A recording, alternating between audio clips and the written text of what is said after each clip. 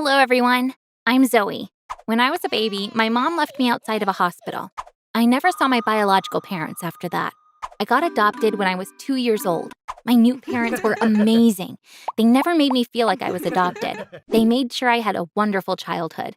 But when I was 14, we all got into a terrible car accident on our way to go camping. I was the only one who survived. My life suddenly turned upside down. I had to move to a group home. Most of the other kids there were around my age. Children usually get adopted at a younger age. Of course, that makes sense. Who wants to adopt a teenager? Adoptive parents generally prefer younger children so they can raise them however they want. I was there for almost a year. One morning, I was told the director wanted to see me. When I walked into his office, I saw that he was there with a woman. She stood up abruptly when she saw me. She stared at me. She seemed surprised. Without taking her eyes off me, she said, "Mr. Brown, let's proceed with the adoption." That's when I realized this was an adoption meeting. My legs started shaking. She said, "Welcome to our family. I can't wait for you to start calling me Mom," and gave me a hug. Even though I was really excited, something about her seemed off. She was supposed to come pick me up the next day. I was waiting in the front yard with my friends. I was watching the street. All of a sudden, we heard a loud noise coming from above. We looked up and saw a helicopter. I've never seen one so close. We watched as it landed on an empty lot next to our building. Then someone got out and started running towards us. I couldn't believe my eyes when I realized that it was my new mother. In the next couple of days, I would find out that I was adopted by a billionaire family who got around the city in a helicopter and traveled elsewhere in their private jet. But because I didn't know this at the time, being picked up in a helicopter was a huge surprise. After a 30-minute flight, we arrived at a property outside of the city. It was surrounded by high walls. There was a huge mansion in the middle with various small buildings around it. A luxury car came to get me and took me to one of those small buildings. When I walked in, a woman in a maid's costume welcomed me. She was staring at my face in shock. She looked paralyzed. When I blurted out, "Is this where I'll be staying?" she collected herself. She said, "I'll show you to your room, ma'am." I followed her. She left me in the room for a few hours before coming back. "Miss Abby is waiting for you." Was Abby my new mother's name? I didn't even know. It wasn't. It turned out Miss Abby was in charge of my education. She looked super strict. She handed me a piece of paper. It was a class schedule. Appearance class from 9 to 11 a.m. Speaking class from 11:30 a.m. to 1 p.m. Behavior class from 2 to 4 p.m. She realized I had no idea what was going on and said, "These are your special preparatory classes. You'll be able to join the family once you complete this program." When she said, "We also request that you go by the name Nicole instead of Zoe," I was taken aback. "Why?" I asked. In a formal tone, she said, "This is yet another condition you must fulfill in order to join the family." I didn't quite get what was happening, but I didn't like the sound of this. And I didn't even know that this was only the beginning. The next morning, the first class was appearance. There was a hairdresser. The guy cut my hair down to my shoulders. Then he dyed it light brown. When the hairdresser left, Miss Abby said, "Nicole, from now on, this will be your hairstyle. You will measure the length every morning. Once it grows an extra inch, you will call the hairdresser. He will come and cut it to the required length." This was the most ridiculous thing I'd ever heard, but I didn't want to cause any trouble on my first day, so I kept quiet. The next class was speaking. Miss Abby gave me a handout. There were many words on it. "Nicole, memorize all these words. We want you to start using them more frequently in your daily conversations." I took a look at the sheet. It contained words like cringe, stan, bestie, pressed, vibes, cap. "Why do I need to use these?" I asked. "Nicole, please start memorizing them now. We're expecting you not to ask questions, but to do what we ask," she snapped. The third class was behavior. I learned a bunch of nonsense there as well. For example, I wasn't supposed to get up before 10 a.m., but I actually like waking up early. Even if I were to wake up early, I had to stay in bed until 10. There was another absurd rule about crying. When Miss Abby said, "You will not cry under any circumstances," I replied, "Well, I can't promise that. A person has a right to cry if they feel like it. You can't forbid it." Miss Abby frowned and said, "This is very important. You are not to cry even when you're alone." My studies went on like this for several days. I ended up focusing on the classes because honestly, there was nothing else for me to do. Miss Abby taught me a million weird things. For example, if my new father talked about work at dinner, I would have to roll my eyes and say, "Daddy, come on." I had to listen to music while I was showering, and of course, there was a list of songs I could choose from. I didn't know why, but I wasn't allowed to listen to music outside of the shower. One day at the end of class, Miss Abby said, "Nicole, I want to thank you for the effort you put into this. You have successfully completed your studies. Tomorrow you will move into your room at the main residence and live there from now on. Take this notebook. It has everything that you need to know. If you deviate from the rules, you'll move back here and we'll start studying from scratch." I was so happy to find out these classes were finally over. I'd begun thinking that this weird program would go on forever. "Can you tell me why I learned all this?" I asked. With her usual stern expression, Miss Abby said, "You'll find out soon enough." The next day, they took me to the mansion. My new room was massive and decorated in pink. I opened the closet. It was full of clothes that were mentioned in class. Was this place prepared for me? I looked around carefully. I went through everything. In the end, I figured out this room belonged to someone else, but for some reason, I had inherited it.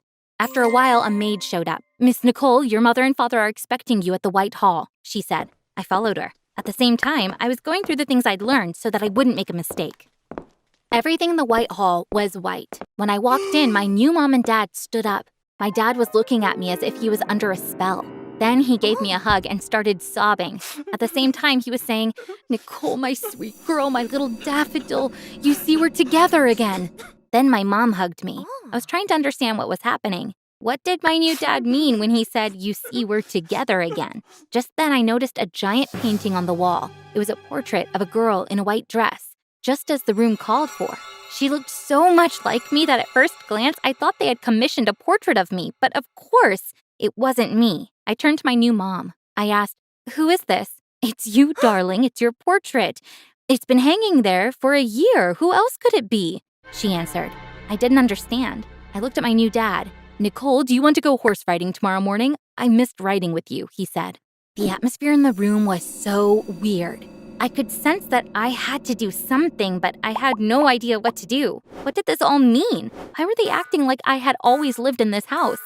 I started to cry. My new mom said, "Nicole, why are you crying? Didn't Miss Abby teach you that you're not supposed to cry? You never cry." And hearing this, I began to cry even harder. "My name is not Nicole.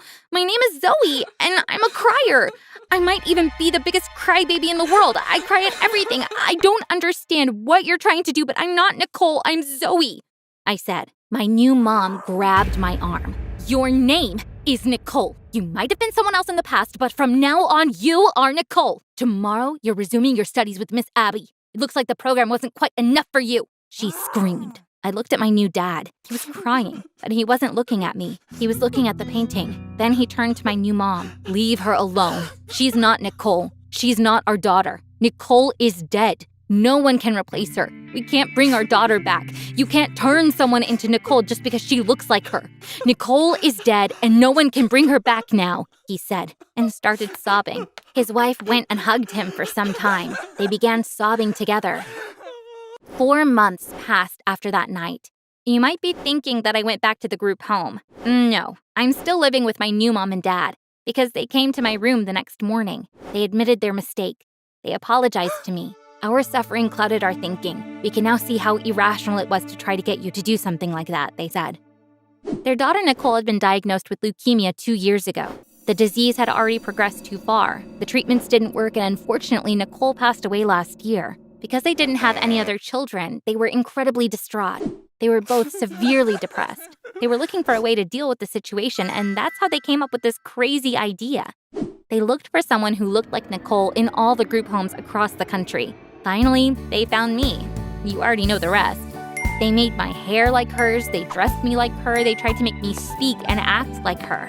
I know it sounds preposterous, but they wanted to turn me into Nicole. However, that evening, they finally realized this was not possible. Thanks for listening to my story. You can subscribe to this channel now to get notified about new stories.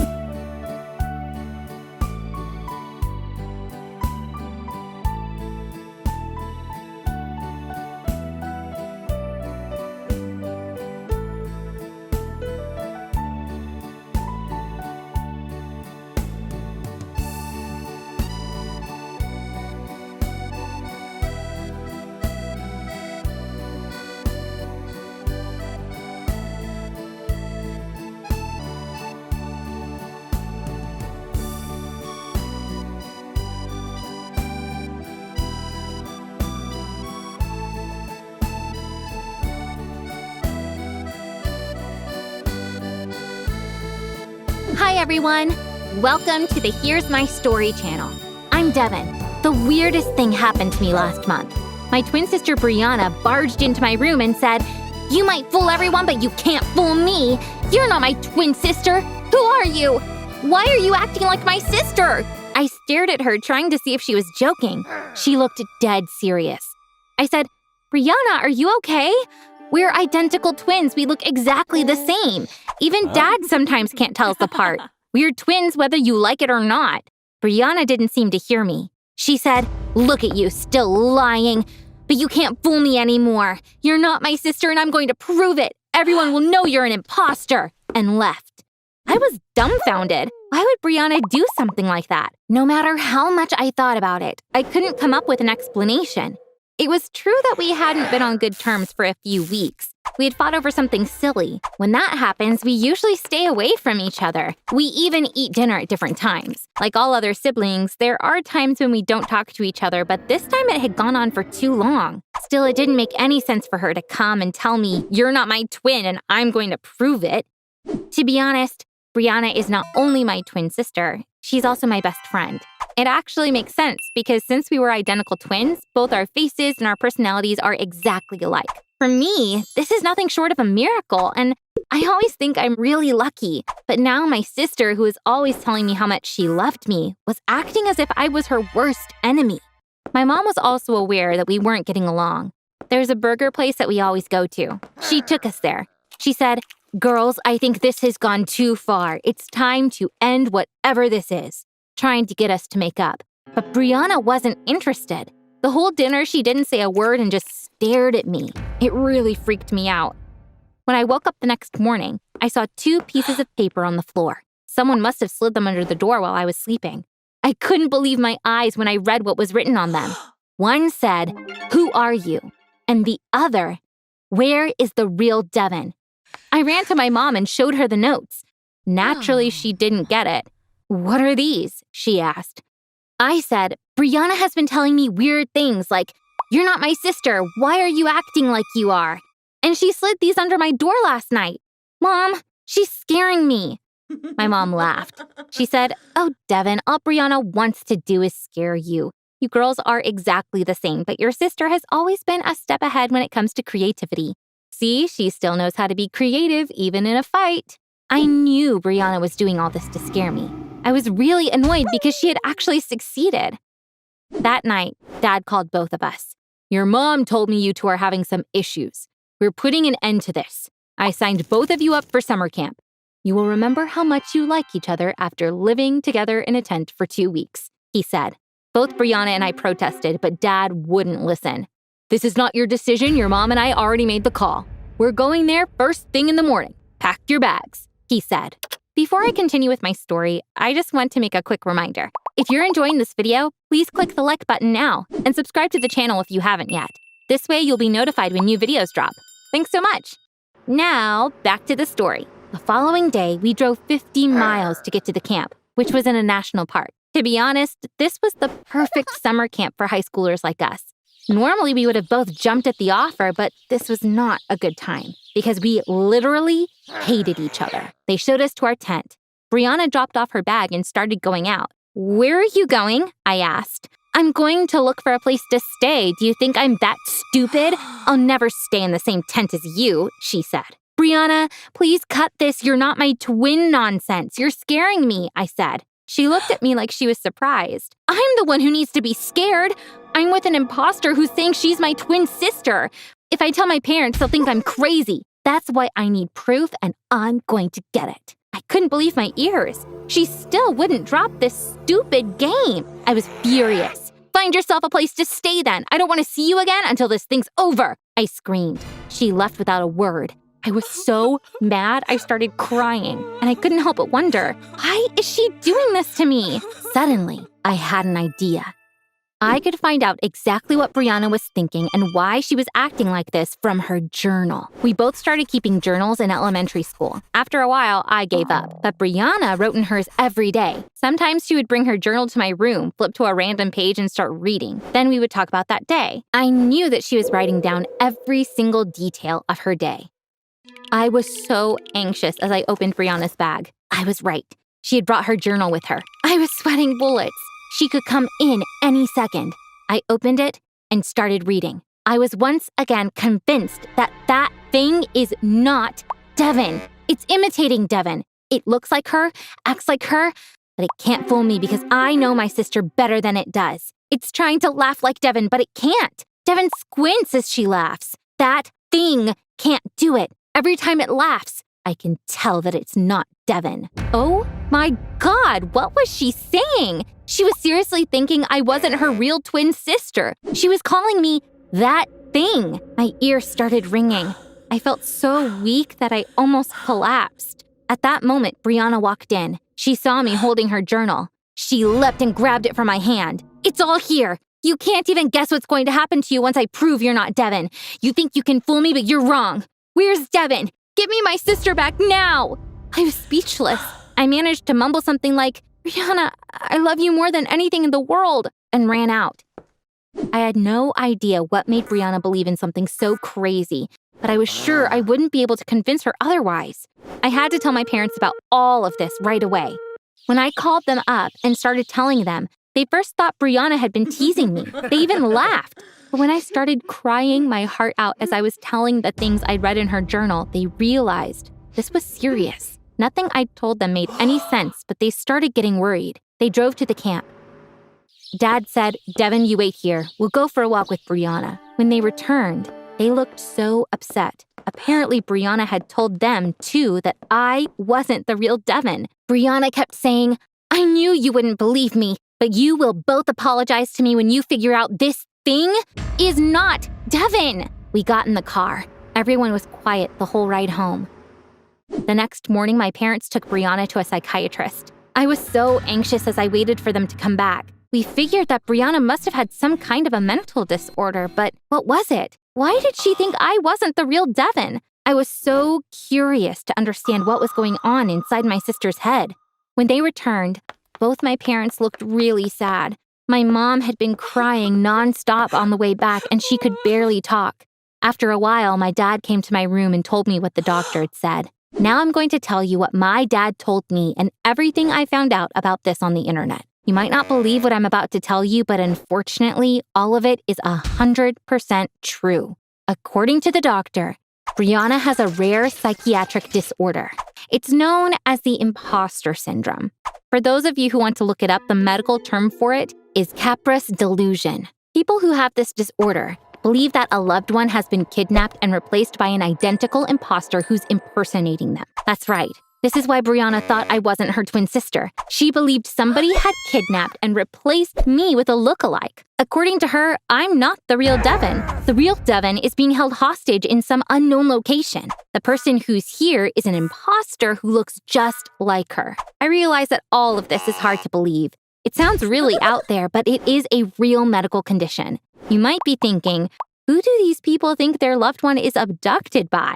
The most common response is aliens. The cause of this syndrome is still unknown, but for whatever reason, it's more common in women. I read about a bunch of cases online. All of them were about female patients. For instance, a woman believed that her husband had been kidnapped and replaced by an imposter. In another case, a woman was convinced that it was her dog that had been abducted and replaced.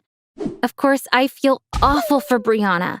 There's something about this that makes me even more sad. People with this disorder believe it is the person they love the most that has been kidnapped. According to one theory, they are so afraid of losing that person that the brain reacts in this way. This means that my poor sister might have developed this disorder because she loves me too much. Is this a treatable condition? Unfortunately, no. Talk therapy works to some extent, but in order to see any results, Brianna has to be in therapy for years. I'm still very hopeful. I'll do everything I can for Brianna to recover from this, and one day I'll make her believe that I'm the real Devin.